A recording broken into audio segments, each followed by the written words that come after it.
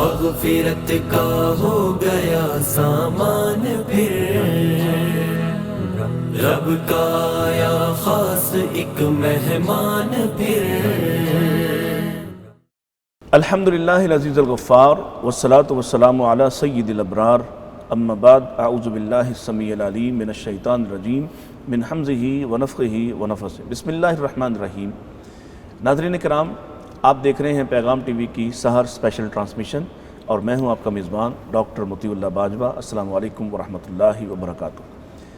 جیسا کہ آپ جانتے ہیں کہ ہم آپ کے سامنے سحر کے اس پروگرام میں مختلف عناوین کے ساتھ حاضر خدمت ہوتے ہیں، اور ایسے موضوعات ہمارے زیر بحث ہوتے ہیں جو میرے اور آپ کے ذہن میں بہت سارے سوالات، بہت سارے معاملات، اور ہمارے لیے رہنمائی جہاں ہم تشنہ محسوس کرتے ہیں ان چیزوں کو آپ کے سامنے لاتے ہیں۔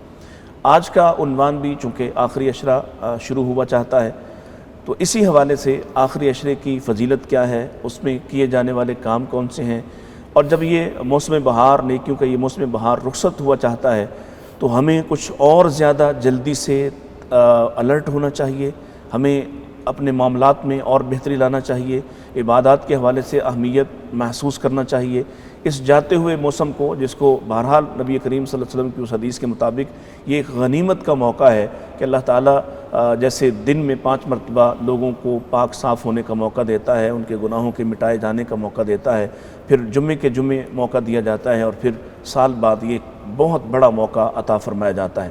تو یہ موقع سمٹتا ہوا ہمارے ہاتھوں سے نکلتا ہوا محسوس ہو رہا ہے۔ اس موقع پر، اس آخری عشرے میں ہمیں کیا کرنا چاہیے تھا؟ اس میں ظاہر ہے اعتکاف بھی آتا ہے، اس میں دیگر عبادات بھی آتی ہیں، اس میں صدقۃ الفطر بھی آتا ہے، تو مختلف چیزیں جو میرے اور آپ کے ذہن میں ظاہر ہے سوالات کی صورت میں موجود ہوتی ہیں۔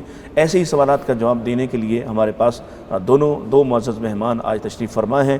میری دائیں طرف جناب پروفیسر حافظ عتیق اللہ عمر صاحب، آپ ممتاز مذہبی اسکالر ہیں، ماشاءاللہ اپنی گفتگو کے اعتبار سے ملک بھر میں جانے پہچانے جاتے ہیں، اور آپ درس و تدریس سے منسلک ایک زیرک استاد ہیں جو بہت عرصے سے ماشاءاللہ بے شمار طلاب علم کو سیراب کر چکے ہیں۔ السلام علیکم ورحمۃ اللہ۔ وعلیکم السلام۔ آپ سب خیریت سے ہیں؟ جی میں ہمارے سیٹ پہ خوش آمدید، آپ تشریف لائے، بہت شکریہ آپ کا بھی پیغام چینل آپ نے نوازش فرمائی۔ ہمارے ساتھ دوسرے مہمان بہت ہی خوبصورت شخصیت، اور میں اگر مبالغے سے کام نہ بھی لوں تو بلا شبہ مجھے یہ کہنا پڑے گا کہ آج کی پاکستان کی جو معروف ترین اور محبوب ترین آوازوں میں سے ایک آواز، دین کی تفہیم کے اعتبار سے ایک بہت ہی جانا پہچانا نام، فضیلت الشیخ ڈاکٹر عبدالباسط فہیم۔ آپ سابق مدرس ہیں مسجد نبوی کے، اور آپ نے جامعہ اسلامیہ مدینہ منورہ سے اپنی ڈاکٹریٹ مکمل کی۔ ڈاکٹر صاحب السلام علیکم ورحمۃ اللہ۔ السلام خیریت سے ہیں؟ جی الحمدللہ۔ بہت ہی نوازش آپ کی تشریف آوری کا، بہت مشکل تھا، مجھے اندازہ ہے کہ اسلام آباد سے تشریف لانا اور وقت نکالنا رمضان میں، اللہ تعالیٰ آپ کو اس کی بہترین جزا عطا فرمائے۔ اللہ آپ کو بجزائے خیر دیں کہ آپ نے موقع دیا اس پروگرام میں شریک ہونے کا۔ ڈاکٹر صاحب آپ سے ہی شروع کرتے ہیں۔ آخری عشرہ، نبی کریم صلی اللہ علیہ وسلم کے بارے میں ہم یہ پڑھتے ہیں کہ جیسے ہی آخری عشرہ آتا تو آپ حالانکہ رمضان کے اوورال کے بارے میں ہی اس کے پہلے دن ہی آپ نے خطبہ ارشاد فرما دیا، اس کی اہمیت جو ہے اس کو واضح کر دیا، پھر خاص طور پہ جب آخری عشرہ آتا تو وہ جو حدیث کے الفاظ ہیں کہ آپ اپنے کمر کو اور کس لیتے، آپ راتوں کو جاگتے، آپ اپنے گھر والوں کو جگاتے، گویا یہ کوئی خاص موقع تھا، رمضان کے اندر رہتے ہوئے یہ خاص موقع تھا۔ کیا فرماتے ہیں اس پر آپ؟ بسم اللہ، الحمدللہ، والصلاة والسلام علی رسول اللہ، اما بعد۔ جی آپ نے بالکل صحیح کہا کہ ام المؤمنین عائشہ رضی اللہ عنہا فرماتی ہیں کہ جب رمضان کا آخری عشرہ شروع ہوتا تو نبی صلی اللہ علیہ وسلم ان راتوں میں بیدار رہتے، صحیح، پوری رات اللہ رب العزت کی عبادت کرتے۔ اللہ، حالانکہ آپ جانتے ہیں کہ نبی صلی اللہ علیہ وسلم نے اپنے ایک صحابی کو ڈانٹا تھا، صحیح، جس صحابی نے یہ اعلان کیا تھا کہ میں ہر رات جاگا کروں گا اور پوری رات اللہ کی عبادت کیا کروں گا۔ اللہ اکبر، ٹھیک، لیکن جب رمضان کی آخری 10 راتیں آتی ہیں تو خود نبی علیہ الصلوۃ والسلام ان راتوں میں جاگتے ہیں، گھر والوں کو بھی بیدار رکھتے ہیں، ٹھیک، اور اللہ کی عبادت کے لیے لنگوٹ کس لیتے ہیں۔ سبحان اللہ۔ تو اس سے اس امر کا اندازہ ہوتا ہے کہ یہ آخری عشرہ کتنا قیمتی ہے، ٹھیک، اور قیمتی کیوں نہ ہو کہ اس عشرے میں شب قدر ہے ٹھیک، جو 1000 مہینوں سے بہتر ہے، بلا شبہ. اور اسی عشرے میں نبی صلی اللہ علیہ وسلم اعتکاف کرتے تھے. ٹھیک. اور اسی عشرے میں قرآن کریم کا نزول ہوا ہے. صحیح. تو اس لیے اس عشرے کی اہمیت بہت زیادہ ہے اور نبی علیہ الصلوۃ والسلام نے یقیناً اس کا بہت زیادہ اہتمام کیا ہے اور ہمیں بھی کرنا چاہیے. جی آف صاحب، جیسے ڈاکٹر صاحب نے بات شروع کر دی کہ اس کی اہمیت مسلمہ ہے اور نبی کریم صلی اللہ علیہ وسلم خود بھی جاگتے، گھر والوں کو بھی جگاتے.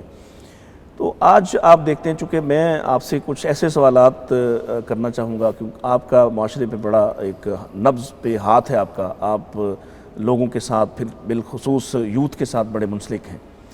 جبکہ ہم یہ دیکھتے ہیں کہ جیسے ہی آخری عشرے کی طرف ہم بڑھتے ہیں تو ایک دم بازاروں کی رونق بڑھ جاتی ہے، معاملات کہیں اور چلے جاتے ہیں، مسجدیں پہلے سے بھی زیادہ ویران ہونے کی ایک صورت پیش کرتی ہیں. ہمارے ہاں وہ تیاری کیوں نہیں محسوس کرتے آپ؟ بسم اللہ الرحمن الرحیم. ڈاکٹر صاحب بہت شکریہ. جیسا ڈاکٹر صاحب نے بتایا ہے، بلا شبہ پورا رمضان ہی بڑا قیمتی ہے اور اس کے آخری عشرے کے اپنے فضائل اور دلائل ہیں، اور اللہ تعالیٰ کی رحمت بھی پہلے سے زیادہ وسیع ہو جاتی ہے. ٹھیک. اللہ تعالیٰ نے اپنی رحمت کے دروازے تو رمضان میں کھولے ہی ہیں، لیکن آخری عشرے میں جا کے اس کو اور بھی واہ کر دیا جاتا ہے. ٹھیک. بالکل آپ کی آبزرویشن ٹھیک ہے کہ بجائے اس کے کہ ہم عبادات کی طرف زیادہ رجوع کریں اور زیادہ نیکیاں کمائیں اور اس جاتی بہار کو اس سے زیادہ استفادہ کریں، اس کے الٹ بھی کام شروع ہو جاتا ہے. جی جی. شاید اس کی ایک وجہ تو یہ بھی ہے کہ یہ دو طرفہ طاقت ہے نا ڈاکٹر صاحب، اس نے اپنا زور لگانا ہے. ایک نیکی کی طاقت ہے اور ایک برائی کی طاقت ہے. صحیح. اور وہ ایٹ اے ٹائم آپ کو کھینچ رہی ہوتی ہے. انا ہدیناہ السبیل اما شاکرا و اما کفورا. اب جب یہ چیز صورتحال بنتی ہے کہ نیکی کے راستے آسان ہو گئے تو پھر شیطان بھی انسانوں کو زیادہ گمراہ کرنے کی طرف چل پڑتا ہے. وہ تو باندھا ہوا نہیں ہے. جی ہاں، وہ شیطان وہ تو باندھا ہوا ہے، لیکن اس کے جو اثرات ہیں نا، اس کی بہت ساری توجیحات آ جا چکی ہیں. بیٹری چارج وہ کر کے جو ہمیں چھوڑ گیا ہے. ہم لوگ باقی زندگی کے تمام معاملات کی پلاننگ کرتے ہیں، ترجیحات کے ساتھ کرتے ہیں، اور ہمارے ہاں میرا خیال اس چیز کی پلاننگ نہیں کی جاتی، بلکہ اس سے بھی اگر تھوڑا سا آگے جایا جائے تو شاید شعور بھی نہیں ہے. صحیح. ہم شاید لوگوں کو اس حد تک سمجھانے میں بھی کامیاب نہیں ہوئے کہ آخر یہ قیمتی کتنے ہیں اور اب کتنا لاس ہو رہا ہے آپ کا. بالکل صحیح. اور آپ کتنا عجیب سودا کر رہے ہیں ایک مائنر سی چیز کے لیے، شاپنگ کے لیے اپنا اتنا قیمتی وقت اور پھر اس کے لیے اپنا عبادات جو ہے اس کو ضائع کر رہے ہیں. یہ شعور دینا بھی ضروری ہے، لوگوں کے اندر یہ بات کہنا بھی ضروری ہے کہ آپ اس کی پلاننگ بھی کریں، اور اس کے ساتھ ساتھ صاف ظاہر ہے کہ ہمیں اللہ سے توفیق بھی مانگنی چاہیے، چونکہ اس بات میں تو کوئی شک ہی نہیں ہے کہ یہ سارے معاملات اللہ کی توفیق سے ہوتے ہیں، اس کے بغیر تو ممکن نہیں ہے. ڈاکٹر صاحب، آخری عشرہ شروع ہونے والا ہے. میں محسوس کرتا ہوں کہ ہماری جو آپ صاحب نے بات کی نا کہ ہمارا جو شعور دینے کا انداز ہے وہ شاید اس میں کچھ کمی رہ جاتی ہے کہ ہم شاید لوگوں کو یہ باور نہیں کروا سکے کہ آپ کا بازار جانے سے کہیں زیادہ بڑا کام مسجد میں یا عبادت میں یا اللہ تعالیٰ کے ساتھ منسلک ہونے میں ہے. آخری عشرہ ہے، نبی کریم صلی اللہ علیہ وسلم نے طاق راتوں کی اہمیت بھی بیان کر دی. تو میں چاہوں گا کہ ایک تو طاق راتوں کی یہ مناسبت کس وجہ سے ہے، اور پھر قرآن مجید کے نزول کے اعتبار سے، اور پھر یہ جو اس میں طاق راتوں میں سے ہی کسی رات میں شب قدر ہے، اس پر آپ بات فرمائیں.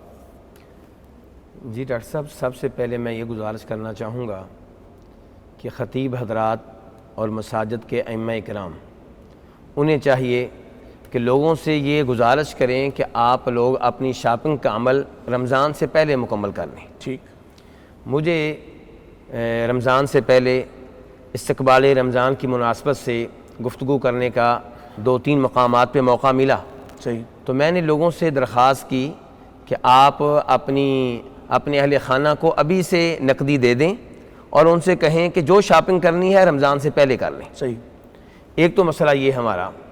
دوسرے نمبر پہ عورتیں چونکہ مساجد میں نہیں آتیں، دروس میں حاضر نہیں ہوتیں، تو اس لیے عام طور پہ عورتوں کو احساس ہی نہیں ہوتا کہ یہ دن کتنے قیمتی ہیں، یہ راتیں کتنی قیمتی ہیں. صحیح. اس لیے افسوس سے کہنا پڑتا ہے کہ ہماری عورتوں کی یہ راتیں مساجد کی بجائے، مصلے کی بجائے بازار میں گزرتی ہیں. اور پھر آپ یہ بھی دیکھتے ہیں کہ بازاروں میں رش ہوتا ہے اور عورتوں کے جسم مردوں سے ٹکرا رہے ہوتے ہیں. ٹھیک. تو ان حالات میں عورتوں کو چاہیے کہ وہ گھر میں بیٹھیں، اللہ کی عبادت کریں اور اپنے بچوں کو بھی ترغیب دیں صحیح عبادت کرنے کی. تو اس کے لیے ہمیں شعور پیدا کرنا ہوگا رمضان سے پہلے بھی اور ان ایام میں بھی.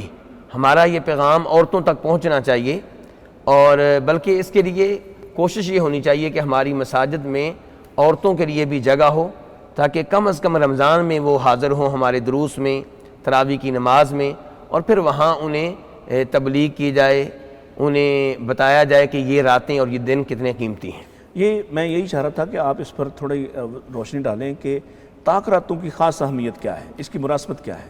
جی طاق راتوں کی اہمیت یہ ہے پہلے نمبر پہ کہ طاق راتوں میں سے کوئی ایسی رات ہے جس رات میں اللہ رب العزت نے اپنا کلام نازل کیا ہے. صحیح. اللہ رب العزت ارشاد فرماتے ہیں انا انزلناہ فی لیلۃ مبارکہ انا کنا منذرین. اس ایسے یہ پتہ چلا کہ طاق رات جو ہے ان میں سے طاق راتوں میں سے کوئی ایک طاق رات ایسی ہے جو بابرکت ہے. صحیح. تو اس بابرکت رات کو پانے کی کوشش کرنی چاہیے. ٹھیک ہے. ام المومنین عائشہ رضی اللہ عنہا نے نبی علیہ الصلوۃ والسلام سے سوال کیا تھا کہ اللہ کے رسول اگر مجھے وہ رات مل جائے صحیح جس رات کو شب قدر کہا جاتا ہے تو میں کیا کہوں، ٹھیک کون سی دعا کروں؟ تو نبی علیہ الصلوۃ والسلام نے یہ دعا بتائی تھی اللہم انک عفو تحب العفو فاعف عنی، کہ اے اللہ تو معاف کرنے کو پسند کرتا ہے اور تو عفو ہے اس لیے مجھے معاف کر دے. تو یہ دعا بتا رہی ہے کہ یہ رات بہت قیمتی رات ہے، اس رات اللہ رب العزت کی برکتیں حاصل کرنی چاہیے ٹھیک. اور اللہ رب العزت سے مغفرت کا معافی کا سرٹیفکیٹ لینا چاہیے. جی تو ان راتوں کا اس لحاظ سے بہت زیادہ اہتمام ہونا چاہیے.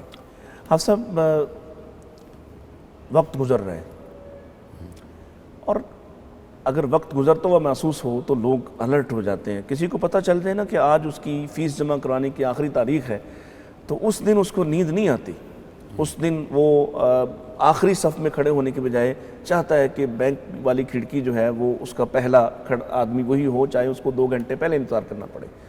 ہم سے بھی وقت گزر رہا ہے اور محاسبے کا اور سالانہ جو ایک صفائی کا عمل ہے وہ ہم سے سمٹ رہا ہے. کیا فرماتے ہیں کہ محاسبہ نفس کے لیے یہ دن خاص طور پر جو اب شروع ہو رہے ہیں ان کی کوئی خاص اہمیت ہے؟ ایک تو ڈاکٹر صاحب ویسے ہی وقت جو ہے اس کی ایک رفتار بہت تیز ہے. ٹھیک. اور یہ بات درست ہے کہ ہمیں ہی بھاگ کے وقت کے ساتھ شامل ہونا پڑتا ہے، وقت ہمارا انتظار نہیں وہ کرتا. تو انتظار نہیں کرتا. ٹھیک ہے. اور بالخصوص رمضان المبارک کے بارے میں تو اللہ تعالیٰ نے یہی فرمایا ہے کہ ایام معدودات. ہر سال ہم اپنی زندگی میں اس چیز کو دیکھتے ہیں کہ واقعی یہ ایام معدودات ہیں، ایسے جیسے ہاتھ میں کوئی رکھی ہوئی ریت ہے اور وہ پھسلی جا رہی ہے. صحیح. اور یہ دن ہم سے نکلتے چلے جاتے ہیں. تو اس اعتبار سے باقی جو اس کے معاملات ہیں رمضان المبارک کے، یہ نو ڈاؤٹ کہ سالانہ یہ نیکیوں کا موسم بہار ہے، نو ڈاؤٹ کہ اس میں بڑی برکات ہیں. صحیح. لیکن آپ نے بڑا مناسب اشارہ فرمایا کہ یہ محاسبے کا بھی ایک وقت ہے ٹھیک. کہ میں اپنے آپ کو وہ جیسا کہا جاتا ہے نا، بلکہ فرمان ہے کہ حاسبو قبل ان تحاسبو، ٹھیک. اپنا محاسبہ خود کر لو اس سے پہلے کہ کوئی آپ کا محاسبہ کرے، کوئی اور آپ کا محاسبہ کرے. صحیح. تو مجھے اپنا سالانہ محاسبہ بھی کرنا ہے کہ میں نے پچھلے سال میں کیا کیا اور اگلے سال میں کیا مزید نئی پلاننگ لے کے جا رہا ہوں. جیسا ہم نئی کلاسز میں جاتے ہیں، نیا سال شروع کرتے ہیں، اس میں کئی ہماری ریزولوشنز ہوتی ہیں، کئی ہماری ڈٹرمینیشنز ہوتی ہیں، ارادے ہوتے ہیں کہ ہم اس طرف جا رہے ہیں.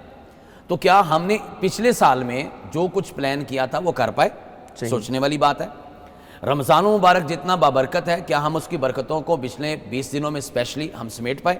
صحیح. اور اگر خدا نخواستہ یہ نہیں ہو سکا یا اس لیول پہ اپ ٹو دا لیول یا اپ ٹو دا مارک نہیں ہو سکا، صحیح. تو پھر اب مجھے کیا کرنا ہے؟ میرے پاس اب تو بہت تھوڑا ٹائم ہے. آپ نے بڑی عمدہ مثال دی کہ جیسے مجھے پتا چلے کہ آج فلاں کام کی آخری تاریخ ہے، صحیح. تو میں بڑے ٹائم پہ اٹھتا ہوں اور جلدی تیاری کر کے بھاگ کے دھکے لگا کے آگے جانے کی کوشش کرتا ہوں. بالکل ٹھیک. تو اس میں تو نیکی کے معاملے میں تو یہ بات ہی بڑی خوبصورت. یہاں تو کہا ہی یہ کیا ہے کہ فاستبقوا الخیرات، واہ. کہ آپ نے بھاگنا ہے، آپ نے جلدی کرنی ہے، آپ دوسروں سے آگے بڑھنے کی کوشش کرنی ہے. ٹھیک. تو اس اعتبار سے محاسبہ نفس بھی کرنا چاہیے، گزرے ہوئے کا بھی کہ کیا کر لیا اور آئندہ. بلکہ ایک بڑی خوبصورت بات جی جی مجھے یاد ہے، اللہ تعالیٰ غریق رحمت کرے، میرے والد محترم بالخصوص آخری عشرے میں کیا کرتے تھے کہ ہمیں کم از کم ہر سال آخری عشرے میں اپنے ساتھ کمٹ کرنا چاہیے کہ یہ ایک گناہ ہے جو پچھلے سال میں نے بہت ریپیٹڈلی کیا ہے. اللہ. کوئی بھی ہو سکتا ہے، اللہ. جھوٹ بولا ہے، کوئی بد اخلاقی ہو گئی ہے، کچھ اور ہے. تو مجھے کم از کم ایک گناہ چھوڑنے کا ارادہ کر لینا چاہیے. واہ واہ واہ، ٹھیک ہے، کیا خوب بات. اور اس میں پھر یہ ہے کہ یا پھر یہ ہے، اس کا دوسرا اینگل یہ ہے کہ مجھے یہ ارادہ کر لینا چاہیے کہ یہ نیکی مجھ سے رہ رہی ہے. مثلا میں فرض تو پڑھ لیتا ہوں توفیق سے، اللہ کی توفیق سے، سنت موقدہ نہیں پڑھ پاتا یا کوئی اور چیز ہے، ٹھیک، مجھے یہ ارادہ کر لینا چاہیے کہ آئندہ میں نے یہ کام اپنی زندگی میں نہ داخل کرنا. تو ڈاکٹر صاحب انسان نہ تو ایک دن میں اچھا بنتا ہے، نہ ہی ایک دن میں انسان برا ہوتا ہے. بنتے بنتے انسان اچھے ہو جاتے ہیں، بگڑتے بگڑتے انسان برے ہو جاتے ہیں. یہ تطہیر کا عمل ہے، یہ آہستہ آہستہ ہمیں کرتے رہنا چاہیے. بہت خوب بات کی حافظ صاحب نے، اور بڑا شاندار یہ نظام ہے. اللہ تعالیٰ ان کے والد پر کروڑوں رحمتیں نازل فرمائے کہ آپ ارادہ کر سکتے ہیں کہ ایک نیکی جو آج تک میں نہیں کر سکا اب سے شروع کر دیتا ہوں، ایک غلطی جو اب تک ٹھیک نہیں کر سکا اس کو ٹھیک کر لیتا ہوں. حافظ صاحب اسی عشرے میں ظاہر ہے اعتکاف شروع ہوتا ہے، تو ایک تو یہ فرمائیے کہ اعتکاف کے فضائل کیا ہیں تاکہ ہمارے جو ناظرین ہیں وہ اس بات کو محسوس کریں، اور وہ جو ایک جلدی ہوتی ہے، کوشش ہوتی ہے عمل کرنے کی، اس کی طرف رغبت ہو. لیکن مجھے اس سے پہلے ایک بریک پہ جانا پڑے گا، ایک وقفہ لیتے ہیں، اور اس کے بعد ڈاکٹر عبدالباسط فہیم صاحب سے اعتکاف کیوں کرنا چاہیے، اعتکاف کتنا ضروری ہے، اور اس کے آداب کیا ہیں، اس پر جانتے ہیں. لیکن ایک وقفے کے بعد ہمارے ساتھ رہیے گا. مغفرت کا ہو گیا سامان پھر، رب کا آیا خاص ایک مہمان پھر. مغفرت کا ہو گیا سامان پھر، رب کا آیا خاص ایک مہمان پھر. ویلکم بیک ناظرین، آپ دیکھ رہے ہیں پیغام ٹی وی کی سحر اسپیشل ٹرانسمیشن، اور ہمارے دونوں معزز مہمان سیٹ پر موجود ہیں. میں نے وقفے پہ جانے سے پہلے سوال ڈاکٹر عبدالباسط فہیم صاحب کے سامنے چھوڑا تھا کہ کیسے ہم اعتکاف کیوں کرنا چاہیے، اس کے فضائل کیا ہیں، اور اس کے لیے ہمیں کتنی تگ و تاز کرنا چاہیے، کہاں پہ اعتکاف ہوتا ہے، خواتین کا اعتکاف کہاں پہ ہوتا ہے، اس کی تفصیل جانتے ہیں ڈاکٹر صاحب سے. جی ڈاکٹر صاحب. جی گزارش یہ ہے کہ اعتکاف کی فضیلت کے لیے اتنا ہی کافی ہے کہ نبی صلی اللہ علیہ وسلم جو امام الانبیاء ہیں صلی اللہ علیہ وسلم علیہم الصلاۃ والسلام، وہ ہر سال اعتکاف کیا کرتے تھے. بلکہ ایک سال آپ کا اعتکاف کسی وجہ سے رہ گیا تو آپ نے اس کی قضا دی. اللہ اکبر. آپ اس سے اندازہ لگا سکتے ہیں کہ اعتکاف کو نبی علیہ الصلاۃ والسلام نے کتنی اہمیت دی ہے. صحیح. اعتکاف کیوں کرنا چاہیے؟ اس لیے کہ آپ پورا سال لوگوں کے ساتھ مصروف رہتے ہیں، بیگم کے ساتھ، بچوں کے ساتھ، تو پورے سال میں کم از کم 10 دن ایسے ہونے چاہیے جو صرف اللہ رب العزت کے لیے ہوں. سبحان اللہ. ان 10 دنوں میں آپ اپنے رب کے ساتھ تنہائی میں بیٹھ کے سرگوشیاں کریں. ٹھیک. ہو سکتا ہے اللہ رب العزت سے تعلق قائم کرتے ہوئے آپ کی آنکھوں سے آنسو نکل آئیں اور آپ اس حدیث کا حصہ بن جائیں جس میں فرماتے ہیں نبی صلی اللہ علیہ وسلم وَرَجُلٌ ذکر اللہ خالیا ففاضت عیناہ، سبحان اللہ. سبحان اللہ. کہ جن 7 خوش نصیبوں کو اللہ رب العزت اپنے عرش کے سائے میں جگہ دیں گے، ان میں سے ایک وہ ہوگا جو تنہا بیٹھا ہوا ہے، اللہ رب العزت کا تذکرہ کر رہا ہے، اپنے رب کے بارے میں سوچ رہا ہے، رب کی نعمتوں کے بارے میں اور اپنی نافرمانیوں کے بارے میں اللہ اکبر. سوچتے سوچتے اس کی آنکھوں سے آنسو نکل آئے. اللہ اکبر. تو اعتکاف کا یہ بہت بڑا فائدہ ہے کہ آپ کو موقع ملتا ہے تنہائی میں اللہ رب العزت سے باتیں کرنے کا، ٹھیک. اللہ رب العزت سے دعائیں کرنے کا. تو اس لیے اعتکاف کا اہتمام کرنا چاہیے. آپ کا تیسرا سوال یہ تھا کہ اعتکاف کہاں پہ ہو. صحیح. تو اعتکاف مسجد میں ہی ہوگا. ٹھیک ہے. مرد اعتکاف کریں یا عورتیں کریں، دونوں کے لیے ایک ہی مقام ہے. اللہ رب العزت قرآن حکیم میں ارشاد فرماتے ہیں وَلَا تُبَاشِرُوهُنَّ وَأَنْتُمْ عَاكِفُونَ فِي الْمَسَاجِدِ، ٹھیک. کہ مرد حضرات کو اپنی بیگمات سے تعلق قائم کرنے کی اجازت نہیں ہے جب کہ وہ مسجد میں اعتکاف کر رہے ہوں. صحیح. یہاں پہ میرا سوال یہ ہے کہ کیا گھر میں اعتکاف کریں تو بیگم سے تعلق قائم کرنے کی اجازت ہے؟ جواب آپ کا یہ ہوگا کہ نہیں. تو پھر اللہ نے کیوں کہا ہے کہ وَأَنْتُمْ عَاكِفُونَ فِي الْمَسَاجِدِ؟ اسی لیے کہا ہے کہ اعتکاف مسجد میں ہوتا ہے، گھر میں نہیں ہوتا. اور پھر بخاری شریف کی حدیث ہے کہ نبی صلی اللہ علیہ وسلم کی بیگمات جو میری اور آپ کی مائیں ہیں، وہ آپ علیہ السلام کے زمانے میں اور آپ کے دنیا سے چلے جانے کے بعد مسجد میں ہی اعتکاف کیا کرتی تھیں. اگر گھر میں اعتکاف کرنا درست ہوتا تو نبی علیہ الصلوۃ والسلام ضرور رہنمائی فرماتے، جیسا کہ آپ نے نماز کے مسئلے میں رہنمائی کی ہے ٹھیک، کہ عورتیں مسجد میں نماز پڑھ سکتی ہیں لیکن ان کی نماز گھر میں افضل اور بہتر ہے۔ صحیح۔ اعتکاف کے بارے میں آپ نے ایسا نہیں کہا، اس لیے اعتکاف جب بھی ہوگا مسجد میں ہوگا۔ ڈاکٹر صاحب، یہ جو بعض لوگوں نے یا بعض بڑے اداروں نے یہ کیا کہ مسجد میں جگہ کم پڑتی ہے اور شہر اعتکاف بنا دیا، مسجد سے ملحق منسلک پارک یا باغ میں، اور کہا کہ یہ بھی اعتکاف ہے، اس کے بارے کیا کہتے ہیں آپ؟ میری ناقص رائے یہی ہے کہ قرآن حکیم کے الفاظ ہیں کہ وَلَا تُبَاشِرُوهُنَّ وَأَنْتُمْ عَاكِفُونَ فِي الْمَسَاجِدِ، مسجد کے اندر اس لیے مسجد کی باؤنڈری میں ہی اعتکاف ہونا چاہیے۔ ٹھیک ہے، ٹھیک۔ اگر مسجد کے مصلی میں جگہ نہیں ملتی تو کم از کم مسجد کا وہ ایریا جو مسجد کی ملکیت ہے، اگرچہ وہاں پہ لوگ نماز نہیں پڑھتے، آپ وہاں پہ اعتکاف کر لیں، بالکل صحیح، لیکن مسجد سے باہر نکل جائیں یہ مناسب نہیں لگتا۔ بالکل ٹھیک ہو گیا۔ آپ صاحب بڑی شاندار بات کر دیا ڈاکٹر صاحب نے، اسی میں سے جو ایک چیز ان کی گفتگو سے نکلی کہ اللہ تعالیٰ کے لیے تنہائی اختیار کرنا، جبکہ صورتحال یہ ہوتی ہے کہ مساجد نے لکھا ہوتا ہے کہ آپ موبائل نہیں لے کے آئیں گے، لیکن لوگ بہرحال اس سے باز نہیں آتے، اور پھر جو ڈونرز ہوتے ہیں، مساجد کی خدمت کرنے والے یا ان پہ خرچ کرنے والے، تو ان کو دیکھ کر بعض اوقات ہماری طرف سے بھی یہ سستی ہوتی ہے کہ ہم بھی ان کو منع نہیں کر پاتے، وہ خود فون لے آتے ہیں، چاہے وہ فون قرآن مجید پڑھنے کے بہانے لائیں، لیکن بہرحال جب فون آتا ہے تو آپ کو پتہ ہے کہ یہ فی زمانہ جو صورتحال ہے کہ اس میں وقت کتنا صرف ہوتا ہے۔ کیا فرماتے ہیں کہ ان چیزوں سے ہم بچیں گے تبھی وہ تنہائی کا فائدہ ہوگا، یا پھر ٹھیک ہے جیسے بھی آپ روٹین لائف جیسے گھر ہیں ویسے آپ وہاں بیٹھے ہوئے ہیں؟ جی ڈاکٹر صاحب، اس میں میرا خیال ہے سب سے پہلی تو وہی بات ہم کریں گے کہ یہ شعور مجھے نہیں مل سکا کہ میں کس کے ساتھ تعلق بنا رہا ہوں۔ ٹھیک، یعنی یہ کوئی روٹین میٹر ہے ہی نہیں کہ میں اپنے کسی دوست سے بات کر رہا ہوں، ساتھ میں فون بھی استعمال کر رہا ہوں، میں اپنے گھر میں بات کر رہا ہوں، ساتھ میں اور بھی کوئی چیز دیکھ رہا ہوں۔ مجھے یہ سوچنا چاہیے کہ میرا رابطہ یا تعلق اس وقت کس سے ہو رہا ہے۔ ٹھیک، میں اتنی بڑی ہستی کے ساتھ رابطہ کرنا چاہ رہا ہوں، اللہ اکبر، اور وہ سیدنا علی المرتضیٰ رضی اللہ تعالیٰ عنہ کے بارے میں مشہور ہے نا کہ جب اذان ہوتی تو ان کی رنگت چینج ہو جاتی اللہ اکبر، اور وہ کانپنا شروع ہو جاتے، پوچھا جاتا کہ یہ کیفیت کیوں ہے، تو وہ فرمایا کرتے تھے کہ میں یہ سوچ رہا ہوں کہ کتنی بڑی ہستی نے بلایا اللہ اکبر، اور میں کس طرح سے جا کے اس کے سامنے کھڑا ہو جاؤں گا۔ سبحان اللہ، یہ تصور ڈاکٹر صاحب جب تک پیدا نہیں ہوتا، مجھے احساس نہیں ہوتا کہ میں کس سے ملنے جا رہا ہوں، اس وقت تک یہ وہ ساری چیزیں آئیں گی جن کی طرف آپ اشارہ کر رہے ہیں۔ صحیح، اور مجھے یہ بھی دیکھنا چاہیے کہ میں اگر اپنے اللہ کے ساتھ پوری تنہائی کے ساتھ یا پورے رازداری کے ساتھ بات نہیں کر رہا، وہ میرا رب جو ہے وہ ساری کائنات کے ہوتے ہوئے بھی مجھے سن رہا ہے، ٹھیک، اور میں اکیلا میرا ایک ہی رب ہے، اور میں ساری کائنات کو یا دنیا کو میں چھوڑ کے اس کو نہیں سن رہا یا اس سے بات نہیں کر رہا یا اس کی طرف میری توجہ نہیں ہے۔ یہ مجھے تو دیکھنا چاہیے نا کہ وہ اتنی بڑی ہستی ہے، اس نے پھر مجھے توجہ دی ہے، اور میں ایک عام، اور میری اوقات ہی کیا پوری کائنات کے مقابلے میں ایک ذرے کا بھی پتہ نہیں کون سا حصہ نہیں ہوں، لیکن اس کے باوجود میں اس کی طرف پوری توجہ نہیں کر رہا۔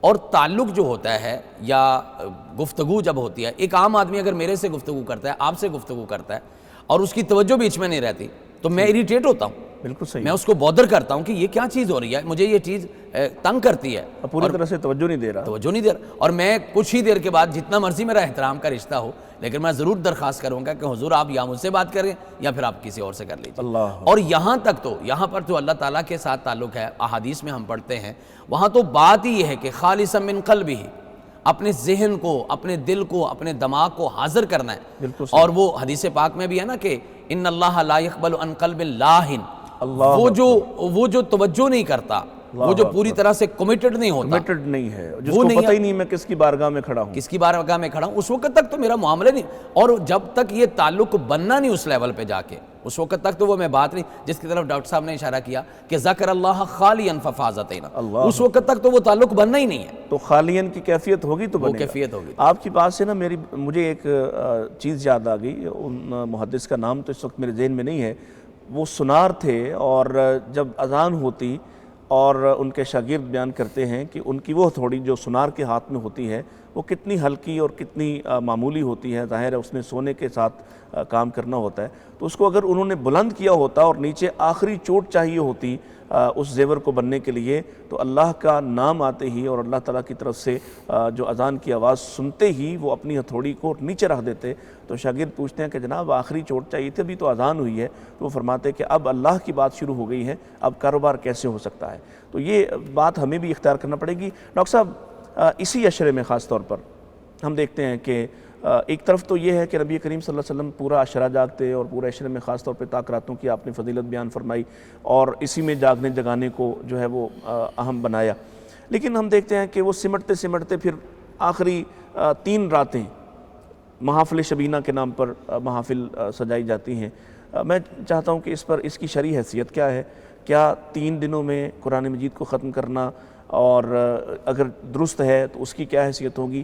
پھر اس میں جب ہم دیکھتے ہیں کہ قرآن مجید کو ترتیل کے ساتھ جس انداز سے پڑھا جا رہا ہوتا ہے اس میں سمجھ ہی کچھ نہیں آ رہی ہوتی, تو اس کے بارے میں آپ کیا فرماتے ہیں؟ جی گزارش یہ ہے کہ بنیادی طور پہ ان راتوں میں عبادت کا اہتمام کرنا اس میں کوئی حرج نہیں ہے. ٹھیک ہے. اس لحاظ سے محافل شبینہ منعقد کرنے میں کوئی حرج نہیں ہے. لیکن مسئلہ یہ ہے, جیسا کہ آپ نے خود اشارہ کر دیا, کہ اگر قرآن اس انداز میں پڑھنا ہے کہ اس کے حروف کھائے جا رہے ہیں, ٹھیک, اس کے الفاظ مکمل طور پہ ظاہر نہیں ہوتے, تو یہ تو اس مقدس کلام کی توہین ہے. صحیح. تو اس لحاظ سے محافل شبینہ پہ ایک سوال اٹھتا ہے. صحیح. لیکن بنیادی طور پہ محافل شبینہ منعقد کرنے میں کوئی حرج نہیں ہے. دوسرے نمبر پہ, اور اس کی جانب بھی آپ اشارہ کر چکے ہیں, کہ قرآن کریم کو کم از کم 3 راتوں میں ختم کرنا چاہیے, بلکہ 3 راتوں سے زیادہ میں ختم کرنا چاہیے. ٹھیک ہے. کیونکہ نبی صلی اللہ علیہ وسلم ارشاد فرماتے ہیں, اس آدمی نے قرآن کریم پہ غور و فکر نہیں کیا, اس نے قرآن کریم نہیں سمجھا, جو 3 راتوں سے کم میں قرآن کریم کا اختتام کرتا ہے. اللہ اکبر. اس لیے محافل شبینہ اگر منعقد کی جائیں تو اس میں ان امور کو مد نظر رکھا جائے. ٹھیک ہے. کہ قرآن کریم ترتیل سے پڑھا جائے, ٹھہر ٹھہر کر پڑھا جائے, یہ سوچ کے پڑھا جائے کہ میں اللہ رب العزت کا کلام پڑھ رہا ہوں, صحیح, اور اللہ رب العزت میرا کلام سن رہا ہے. اللہ اکبر. اور دوسرے نمبر پہ وہ پہلو جس کی جانب نبی علیہ السلام نے توجہ دلائی ہے کہ 3 راتوں سے کم میں اگر آپ ختم کریں گے تو آپ نے قرآن کا حق ادا نہیں کیا. ظاہر ہے اس میں وہ جو کیفیت ہوگی جانچنے کی اور پرکھنے کی. اب سب آپ کی گفتگو, چونکہ میں بھی آپ کا مداح ہوں, اور مجھے یاد ہے ایک دفعہ آپ نے ایک جگہ پہ گفتگو فرمائی, میں وہاں موجود تھا, اور آپ ذکر کر رہے تھے آنسو کے حوالے سے. تو یہ رونے کا موسم ہے, مجھے تو یوں لگتا ہے, خاص طور پہ جو تاکراتے ہیں اور آخری عشرہ ہے. تو اس پر ہمارے ناظرین کو کوئی مختصر سے وقت میں یہ بتائیں کہ جب آپ کو رونا نہ آ رہا ہو تو آپ کو کیا کرنا چاہیے کہ آپ کا دل چاہے آپ روئیں, کیونکہ رونے سے بہرحال نبی پاک کا حکم کہ یہ دل بھی صاف ہوتا ہے اور اللہ تعالیٰ بھی راضی ہوتا ہے, حدیث کا مفہوم یہی ہمیں دکھائی دیتا ہے. کیا فرماتے ہیں اس پر آپ؟ ڈاکٹر صاحب, ایک تو بڑی بنیادی بات یہ ہے کہ فطرت کا پیغام یہ تھا, جب ہم دنیا میں آتے ہیں ہمارے پاس کچھ نہیں ہوتا, نہ علم, نہ عقل, نہ طاقت, نہ اختیار, نہ سوجھ بوجھ. بالکل صحیح. لیکن ہمیں رونا آتا ہے. اللہ اکبر. بچہ جب پیدا ہوتا ہے آپ اندازہ لگائیے کہ اس کے سارے کام رونے سے ہوتے ہیں. اللہ اکبر. وہ روتا ہے اس کو کھانا ملتا ہے, وہ روتا ہے اس کے لباس چینج ہو جاتا ہے, وہ روتا ہے اس کی جگہ بدل جاتی ہے, وہ روتا ہے اس کو انٹرٹین کرنا شروع کر دیتے ہیں سارے لوگ. اللہ اکبر. اللہ. یہ اصل میں ایک خاموش پیغام تھا کہ اگر آپ روتے رہیں گے تو آپ کے کام ہوتے رہیں گے. واہ. لیکن ایسا کرنا, انسان بڑا ہو گیا, انسان سمجھا کہ اب میں عقل مند ہو گیا ہوں, انسان نے یہ کام چھوڑ دیا. ٹھیک. حالانکہ پیغام یہی تھا کہ آپ نے اپنے رب کے سامنے جب بیٹھنا ہے, اپنے گناہوں کو یاد کر کے, اپنی غلطیوں کو یاد کر کے, اس پہ ندامت اور اس پہ شرمندگی کا اظہار کر کے اس کے سامنے جب آپ روئیں گے تو یقیناً وہ جو ہے وہ آپ کے لیے بڑی آسانی اور کامیابی کا راستہ ہوگا. میں بعض اوقات لوگوں کو یہ بھی بتاتا ہوں کہ 7 سمندر ہیں دنیا میں بڑے, اور ان کے پانیوں کا نہ کوئی حساب ہے, نہ اس کے پانی کے قطرے بنے تو نامعلوم کتنے بن جائیں گے, اور یقیناً وہ اللہ نے پیدا کیے ہیں. لیکن اللہ تعالیٰ کو وہ 7 سمندروں کا پانی پسند نہیں ہے. لیکن آپ کی آنکھ سے نکلا ہوا ایک قطرہ, جس میں کسی روایت میں الفاظ یہ بھی موجود ہیں کہ مکھی کے سر جتنا, اگر معمولی سا قطرہ بھی آپ کی آنکھ سے نکلتا ہے تو وہ آنسو کا ایک قطرہ جو ہے وہ آپ کے مقدر کو بدل سکتا ہے. اور پھر اس میں سیدنا ابو بکر صدیق رضی اللہ تعالیٰ عنہ والے سے ایک بڑا خوبصورت کوٹیشن ہے, انہوں نے ارشاد فرمایا کہ من استطاع منکم ان یبکی فلیبکی ومن لم یستطع فلیتباک، کہ جو تم میں سے بندہ رو سکتا ہے تو وہ تو رو لے، لیکن اللہ کی رحمت کا اندازہ لگائیے، آپ فرما رہے ہیں کہ جو نہیں رو سکتا وہ رونے والی شکل ہی بنا لے، اللہ اکبر، وہ رونے والی شکل ہی بنا لے۔ اب اس میں دو چیزیں اکٹھی ہو جائیں گی، پہلی تو یہ ہے کہ اگر میں عبادت کے ساتھ ساتھ اپنا محاسبہ کر رہا ہوں تو بھی میرا رونے کی طرف جانے گا، اور دوسرا میرا مشورہ یہ ہوگا کہ جو ہم قرآن پاک پڑھتے ہیں، احادیث پڑھتے ہیں، ان کی جتنا زیادہ ہمیں فہم ہوگا، ہم قرآن پاک کی آیات، چونکہ ہم تو رٹے رٹائے پڑھتے ہیں نا، صحیح، جب ہم ان کو ترجمے سے سمجھ رہے ہوں گے، تفسیر سے سمجھ رہے ہوں گے، تو پھر اس میں زیادہ سے زیادہ ہماری یہ چیزیں، ہماری انوالومنٹ زیادہ ہو جاتی ہے، ہماری کنسنٹریشن لیول بڑھ جاتا ہے، اور پھر وہ ہمیں رونے کی طرف بھی لے جا سکتا ہے۔ بہت خوب اشارہ فرمایا ہے۔ ہمارے پاس وقت ختم ہو رہا ہے اور وقفہ جو ہے ہمیں لینا پڑے گا، وگرنہ یہ جو رلانے والی بات ہے یہ بڑی متاثر کن ہے۔ بڑی خوبصورت بات کی آپ صاحب نے کہ بچہ جب روتا ہے تو اس کے کام ہوتے ہیں، جب وہ اسے بھوک لگتی ہے وہ روتا ہے، اسے اپنا لباس تبدیل کروانا ہے وہ روتا ہے، اور اپنی ماں کو متوجہ کرنا ہے تو وہ روتا ہے۔ تو خالق تو بہت ہی کریم ہے اور وہ تو رونے والوں کے ساتھ بڑا ہی لطف و کرم فرماتا ہے۔ اس پر مزید بات کرتے ہیں لیکن ایک وقفے کے بعد، ہمارے ساتھ رہیے گا۔ مغفرت کا ہو گیا سامان پھر، رب کا آیا خاص ایک مہمان پھر، مغفرت کا ہو گیا سامان پھر، رب کا آیا خاص ایک مہمان پھر۔ ویلکم بیک ناظرین، آپ دیکھ رہے ہیں پیغام ٹی وی کی سحر اسپیشل ٹرانسمیشن، اور ہمارے ساتھ دونوں معزز مہمان موجود ہیں۔ سحری کا وقت شروع ہو چکا ہے، آپ کھانے کی تیاری کر رہے ہوں گے اور یقیناً اس دوران آپ ہمیں بھی سن رہے ہوں گے، دیکھ رہے ہوں گے۔ ہمارے پاس ڈاکٹر عبدالباسط فہیم صاحب ہیں اور ہم ایسے ایسے سوالات ان سے کر رہے ہیں جو عام طور پر عام مجالس میں نہیں کیے جاتے۔ ڈاکٹر صاحب، ایک سوال میرے ذہن میں یہ بھی آتا تھا، کیونکہ ہمارے ہاں آپ نے دیکھا کہ کچھ عرصے سے خاص طور پر حرمین کی بنیاد پر، جیسے وہاں تراویح کے ساتھ تراویح کے علاوہ پھر رات کو قیام اللیل کا بھی سلسلہ ہوتا ہے، تو یہاں بھی مساجد میں یہ اہتمام شروع ہو گیا کہ ایک تو وہ جو روٹین کی معمول کی تراویح ہے وہ پڑھائی جاتی ہے، تو اس کے ساتھ ساتھ پھر اعلان ہوتا ہے، اور خاص طور پہ آخری عشرے میں اور طاق راتوں میں مختلف مساجد میں یہ اہتمام کیا جاتا ہے کہ قیام اللیل کے نام سے الگ سے عبادت ہوتی ہے۔ اس کی شرعی حیثیت کیا ہے؟ کیا یہ کی جا سکتی ہے؟ اور پھر جو لوگ پہلی عبادت میں بھی شامل تھے وہی لوگ شامل ہوں گے، یا پہلی میں شامل نہ ہونے والے دوسری دفعہ شامل ہو سکتے ہیں، یا دونوں ملا کے کی جا سکتی ہے؟ اس کی آپ ذرا بابت ارشاد فرمائیے۔ جی ڈاکٹر صاحب، گزارش یہ ہے کہ تراویح، تہجد، قیام اللیل، رات کی نماز، یہ ایک نماز کے کئی ایک نام ہیں، ٹھیک ہے؟ تو اس لیے تراویح اور قیام اللیل یہ دو مختلف نمازیں نہیں ہیں۔ صحیح۔ تراویح کا نام نبی علیہ السلام کے زمانے میں نہیں تھا، ٹھیک ہے، بعد میں لوگوں نے اس نماز کا نام تراویح رکھا، اور اس میں کوئی حرج نہیں ہے، ٹھیک، لیکن اس وقت تک کوئی حرج نہیں ہے جب تک کہ اس سے کوئی غلط نتیجہ نہ نکالا جائے۔ صحیح۔ اگر کوئی غلط نتیجہ نکالے، کہے کہ تراویح اور نماز ہے، قیام اللیل اور نماز ہے، تو پھر ہمیں اعتراض ہوگا، ورنہ کوئی اعتراض نہیں ہے۔ جب ہمیں معلوم ہو گیا کہ تراویح اور قیام اللیل ایک نماز کے دو نام ہیں، تو نبی علیہ السلام کے بارے میں سیدہ عائشہ رضی اللہ عنہا فرماتی ہیں کہ نبی صلی اللہ علیہ وسلم رمضان میں اور غیر رمضان میں 11 رکعتوں سے زائد نماز نہیں پڑھتے تھے، اس لیے مسنون تعداد جو ہے، افضل تعداد جو ہے وہ 11 رکعتیں ہیں، ٹھیک ہے۔ لیکن اس میں کوئی حرج نہیں کہ انسان کبھی 11 رکعتوں سے زائد پڑھ لے، صحیح، لیکن اس کو معلوم ہونا چاہیے کہ سنت تعداد جو ہے وہ 11 ہی ہے، ٹھیک۔ لیکن کبھی انسان چاہتا ہے کہ میں زیادہ عبادت کروں، تو اس میں کوئی حرج نہیں ہے۔ اگرچہ علماء کرام یہاں پہ یہ بیان کرتے ہیں کہ بہتر ہوگا کہ وہ تعداد کی بجائے ہر رکعت کی جو طوالت ہے اس میں اضافہ کر لے، قیام میں اضافہ کرے، قیام میں اضافہ کر لے، تلاوت میں اضافہ کر لے، صحیح، یہ زیادہ بہتر ہے۔ ٹھیک۔ اس کے باوجود انشاءاللہ گنجائش موجود ہے۔ صحیح۔ تراویح پڑھنے والے احباب اگر کبھی قیام اللیل کی نماز میں شریک ہونا چاہیں تو انشاءاللہ اس میں کوئی حرج نہیں ہے، صحیح ہے، لیکن بہتر یہ ہوگا کہ آپ آخری عشرے میں تراویح کی بجائے قیام میں شامل ہوں، صحیح، کیونکہ یہ خاص راتیں ہیں، ان راتوں میں اللہ رب العزت کی عبادت کو زیادہ وقت دینا چاہیے، ٹھیک ہے، تو اس لحاظ سے قیام اللیل میں آپ شامل ہو جائیں اور تراویح آپ رہنے دیں۔ ٹھیک ہے، تراویح کے وقت میں آپ قرآن کریم کی تلاوت کر لیں، کوئی اور عبادت کر لیں. ٹھیک.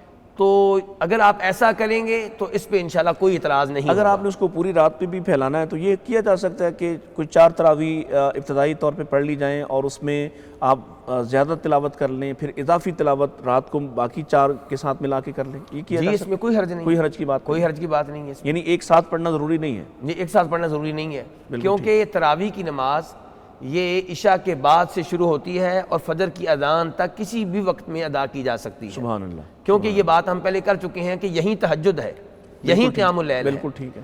تو ایک ہی چونکہ نماز ہے تو یہ نماز جو ہے عشاء کی نماز کے بعد سے لے کر فجر کی اذان تک کسی بھی وقت میں آپ ادا کر سکتے ہیں، اس میں کوئی حرج نہیں ہے. تو خلاصہ کلام یہ ہے کہ قیام اللیل کا جو ہمارے ہاں اب رواج بڑھ رہا ہے مسجد نبوی کو دیکھ کر، مسجد حرام کو دیکھ کر، اس میں کوئی حرج نہیں ہے. صحیح.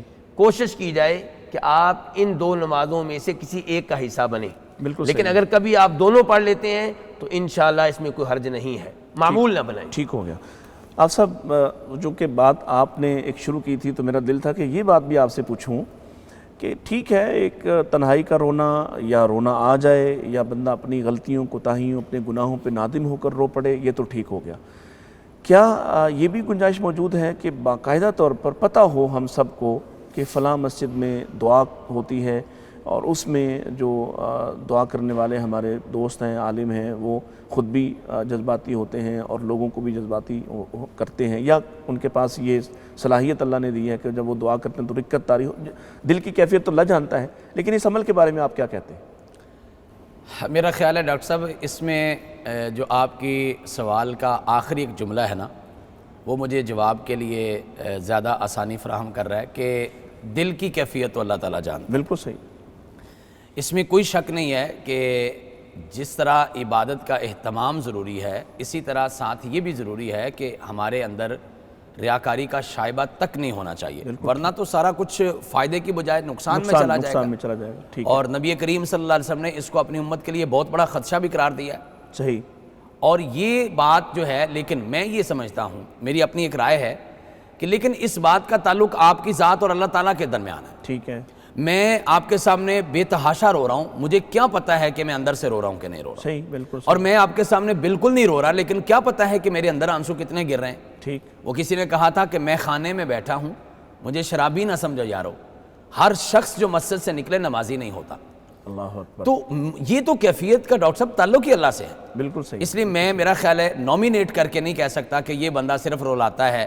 ہم نے اپنی زندگی میں دیکھا ہے کچھ لوگوں کے بارے میں بالکل ہماری یہ رائے تھی کہ یہ جی جب عوام کے سامنے آتے ہیں تو روتے ہیں جی، رلاتے ہیں جی، لیکن پھر ہمیں پتہ چلا کہ وہ تنہائی میں اس سے بھی زیادہ روتے ہیں. اللہ اکبر. پھر ہمیں خود اپنے بارے میں فکر ہوئی کہ ہم کتنی بڑی بدگمانی کا شکار تھے. اللہ اکبر. اور دوسری جو چیز میں اس میں عرض کرنا چاہوں گا وہ یہ ہے، میرا خیال ہے یہ ایک تبلیغ بھی ہے. جس طرح عالم دین کا کام دین کے باقی مسائل سکھانا ہے، اس طرح عالم دین کا یہ بھی کام ہے کہ وہ لوگوں کو رونا بھی سکھائے. ٹھیک. کہ بھئی آپ نے رونا اس طرح، اور یہ کیفیت پیدا کرنی ہے، اور یہ طاری ہونے کی کیفیت، تو پھر آپ کا حقیقی تعلق جو ہے وہ جڑ جائے گا. بالکل ٹھیک. اور میرا خیال ہے کہ بجائے حوصلہ شکنی کے اس کی حوصلہ افزائی ہی ہونی چاہیے. یعنی ہمیں اس پر کوئی کمنٹ نہیں کرنا چاہیے. اگر کہیں کوئی ایسا دوست ساتھی کو عالم دین ایسی دعا کرواتا ہے، رقت آمیز کرواتا بھی ہے، تو اس کا معاملہ ہمیں اللہ پہ چھوڑ دینا چاہیے، اس کے بارے میں تبصرہ نہیں کرنا چاہیے. ڈاکٹر صاحب جب معاملہ ہی اللہ کا ہے، بالکل صحیح. نیت کا تعلق ہی دل کے ساتھ ہے اور دل کا حال مجھے پتہ ہی نہیں ہے، بالکل صحیح. تو پھر میں اس پہ کمنٹ کر کیسے سکتا ہوں؟ بالکل ٹھیک ہوگا. ڈاکٹر صاحب چونکہ وقت بڑا کم رہ گیا ہمارے پاس، 2 بڑی اہم چیزیں تھیں. ایک تو میں نے آپ سے صدقۃ الفطر کے حوالے سے کچھ چیزیں پوچھنی، لیکن اس سے پہلے اسی عشرے میں خاص طور پہ قیام اللیل اور خاص طور پہ تاکراتوں میں یہ اہتمام کیا جاتا ہے کہ کچھ وعظ و نصیحت کے پروگرام بھی اس دوران ہوتے ہیں، کچھ علماء کو بلایا جاتا ہے اور درس و تدریس کا سلسلہ بھی ہوتا ہے. بعض لوگ اس پر بدعت کا فتویٰ لگا دینے والے بھی موجود ہیں جنہوں نے کہا کہ یہ بالکل بھی ناجائز ہے اور کسی طرح سے بھی بلانے نہیں چاہیے تھا، جلسے کا ماحول بن گیا، فلاں ہو گیا. کیا آپ اس کے بارے میں کیا رائے رکھتے ہیں؟ جی میں ان لوگوں کے ساتھ نہیں ہوں جو اس کو بدعت کہتے ہیں، اللہ. بلکہ میں یہ سمجھتا ہوں کہ اس عشرے میں ان 10 دنوں میں بہت سے بھائی اعتکاف کے لیے مسجد میں موجود ہوتے ہیں. بالکل صحیح ہے. تو خطیب کے پاس، عالم دین کے پاس سنہری موقع ہے کہ انہیں تبدیل کرے. صحیح. ان کے عقائد کو تبدیل کرے. بالکل ٹھیک. انہیں کبیرہ گناہوں سے بچا کر فرائض و واجبات کی طرف راغب کرے. صحیح. کوشش کرے کہ ان کے گھر میں تبدیلیاں آئیں. ٹھیک. ان کا ماحول تبدیل ہو جائے. صحیح. وہ نبی علیہ الصلوۃ والسلام کی احادیث کے ساتھ جڑ جائیں، اللہ کے کلام کے ساتھ جڑ جائیں، اور نبی علیہ السلام کی سکھائی ہوئی دعائیں یاد کریں۔ بالکل تو میں سمجھتا ہوں کہ مناسب حد تک ہر رات کوئی نہ کوئی پروگرام مسجد میں ہو جائے، آدھے گھنٹے کا، پون گھنٹے کا، گھنٹے کا، اس میں انشاءاللہ کوئی حرج نہیں ہے، بالکل ٹھیک ہے۔ بلکہ اس تبلیغ کے ذریعے لوگوں میں شوق پیدا ہوگا اللہ کی عبادت کا۔ نئے لوگ آتے ہیں رمضان میں، عام طور پہ نئے لوگ آتے جی ہیں۔ بالکل، رمضان میں بالکل صحیح کہہ رہے ہیں آپ، نئے لوگ آتے ہیں، ہمارے پاس سنہری موقع ہے۔ ٹھیک ہے، اور جو وہاں پہ تشریف فرما ہے ڈاکٹر صاحب، چاہے وہ پرانے ہوں، بالکل صحیح، ان کے دلوں میں نئی روح پھونکنا، بالکل صحیح، بالکل صحیح، تاکہ جو 4 راتیں رہ گئی ہیں، جو 3 راتیں رہ گئی ہیں، جو 5 راتیں رہ گئی ہیں، ان میں پہلے سے زیادہ عبادت کریں۔ اس میں بنیادی کردار ہے خطیب کا۔ صحیح۔ تو اس لیے میں یہ سمجھتا ہوں کہ ان ایام میں اور ان راتوں میں درس کا اہتمام کرنا، اس میں انشاءاللہ خیر ہے اور اس میں کوئی حرج نہیں ہے۔ اچھا جی، اب میں ایک آخری سوال آپ سے، صدقۃ الفطر، میں نے یہ دیکھا کہ ادارے جیسے زکوٰۃ لیتے ہیں، ٹھیک ہے، وہاں مدارس کا نظام ہے، باقی خدمت کے کام ہیں، اب انہی اداروں نے یا مساجد نے صدقۃ الفطر کے لیے بھی اپنے آپ کو پیش کر دیا، جبکہ میری تفہیم اب تک یہ تھی کہ یہ ان لوگوں کا حق ہے جن کے بارے میں حدیث میں بھی آتا ہے کہ یہ سوال نہ کریں، یہ وہ لوگ ہیں جو اس روز اپنی عید اچھے طریقے سے کر لیں، یعنی وہ لوگ جو مجبور ہیں، بہت ہی مستحق افراد ہیں۔ تو اگر ان کو نہ دیا جائے اور اداروں کو دے دیا جائے، اور اگر اداروں کو دینا درست ہے تو پھر کیونکہ لوگوں کی رغبت زیادہ یہی ہوتی ہے کہ اداروں کو دے دیں، اس پر آپ کیا فرماتے ہیں؟ نبی علیہ الصلوۃ والسلام نے جب فطرانے کو فرض قرار دیا تو آپ نے وجہ بیان کی کہ فطرانہ کیوں، ٹھیک، کس لیے دیا جائے۔ 2 سبب بیان کیے آپ نے۔ نمبر 1، فطرانہ ہمارے گناہوں کا کفارہ بن جائے، سبحان اللہ، روزوں کے دوران جو ہم سے کمیاں کمی بیشی کوتاہیاں ہو ہوئی گئی، ہیں ان کا ٹھیک، کفارہ بن جائے۔ صحیح، دوسرے نمبر پہ فرمایا طعمۃ للمساکین، کہ یہ فطرانہ مسکینوں کے لیے کھانا بن جائے، ان کی خوراک بن جائے، ان کے لیے راشن بن جائے۔ بالکل صحیح، تو اس لحاظ سے میری رائے یہ ہے کہ فطرانے کو محدود رکھنا چاہیے مساکین کی حد تک۔ ٹھیک ہے، یہ مسکینوں کا حق ہے، دوسرے لوگوں کا حق نہیں ہے۔ ٹھیک، جہاں تک تعلق ہے اداروں کا، اگر ادارے مساکین کے وکیل بن کر سامنے آتے ہیں، ٹھیک، وہ کہتے ہیں کہ ہم آپ سے فطرانہ لیں گے اور مساکین تک پہنچائیں گے، آپ مساکین کو نہیں جانتے، ہم جانتے ہیں، ٹھیک ہے، تو اس میں کوئی حرج نہیں ہے۔ ٹھیک ہے، لیکن اس حالت میں فطرانہ مساکین تک عید کی نماز سے پہلے پہنچ جانا چاہیے۔ اور اگر ادارے اس لیے لیتے ہیں کہ ہمارا حق ہے، مثال کے طور پہ ہاسپٹل لیتے ہیں ٹھیک، یا مساجد لیتی ہیں اور مساجد کے لیے لیتی ہیں، صحیح، وکیل کا کردار ادا نہیں کرتی، کرتی، تو میں اس کو مناسب نہیں سمجھتا۔ شیخ ہوتا تو یہی ہے کہ وہ عین عید کی نماز سے پہلے وہاں وصول کیا جا رہا ہوتا ہے، اور ظاہر ہے کہ اداروں کے لوگ وہی موجود ہوتے ہیں اور عید کی نماز پڑھائی جاتی ہے، اس کے بعد تو پھر یہ بات تو آپ کی جو ہے اس سے تو سمجھ میں آتا ہے کہ یہ پہنچتا ہی نہیں ہوگا پھر اس صورتحال میں۔ اچھا، آخری کویشچن ہے، چونکہ ہمارے پاس وقت کی قلت ہے اور ہماری مجبوری بھی ہے، ہم کیا کریں کہ آخری عشرے میں خاص طور پر وہ لوگ جو اب تک محروم رہے تو اب وہ کچھ نہ کچھ حاصل کر لیں، ایسا کچھ آپ جاتے جاتے کوئی پیغام دینا چاہیں، پیغام کے ذریعے سے، کہ لوگ بالکل لا تعلق رہتے ہیں مساجد سے، پورا مہینہ نہیں آتے، آخری راتوں میں آ جاتے ہیں، طاق راتوں میں آ جاتے ہیں، بعض لوگ صرف 27ویں میں آ جاتے ہیں کیونکہ 27ویں کے بارے میں ایک معاشرے میں بات پائی جاتی ہے۔ تو یہ جو پیغام ہے یہ اتنا شارٹ اور اتنا بریف ہونا چاہیے کہ لوگوں کے دل پہ دستک ہو جائے۔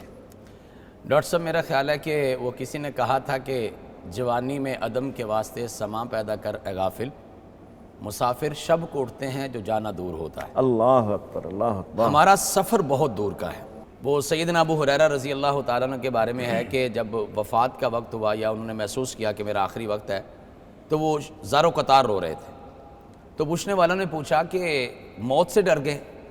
فرمانے لگے موت سے نہیں ڈرا، ڈرا اس چیز سے ہوں کہ سفر بہت لمبا ہے اور زیادہ راہ بہت تھوڑا ہے۔ ٹھیک، ہمیں یہ دیکھنا چاہیے کہ ہمارے پاس دنیا کی ایک معمولی سی زندگی ہے اور دن رات ہم اس کے لیے ہلکان ہوئے جا رہے ہیں۔ ٹھیک ہے، اس کی تیاریاں یا کوئی عام سا بھی فنکشن کرنا ہو، اس کے لیے ہم کتنا زیادہ توجہ کرتے ہیں، تیاری کرتے ہیں۔